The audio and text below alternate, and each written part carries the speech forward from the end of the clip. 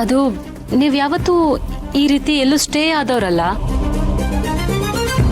ಎಲ್ಲಾದ್ರೂ ಹೋದ್ರು ಎಷ್ಟೇ ಲೇಟ್ ಆದ್ರೂ ಮನೆಗೆ ರಿಟರ್ನ್ ಬಂದ್ಬಿಡ್ತಿದ್ರಿ.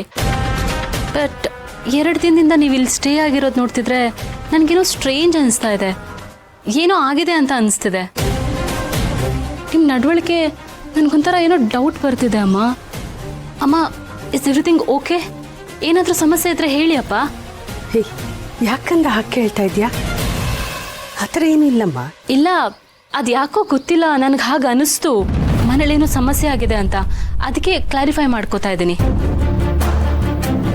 ಏನಾದರೂ ಇದ್ರೆ ಹೇಳಿ. ನಿಮಗೆ ಆ ಮನೇಲಿ ಏನಾದರೂ ಪ್ರಾಬ್ಲಮ್ ಇದ್ರೆ ನೀವು ಇದೇ ಮನೆಗೆ ಬಂದಿರ್ಬೋದು. ಇಲ್ಲಿ ಯಾರಿಗೂ ಏನೂ ಸಮಸ್ಯೆ ಇಲ್ಲ. ಅಯ್ಯೋ, ಏನು ಹೇಳ್ತಿದ್ಯಾ ಕಂದ ನೀನು?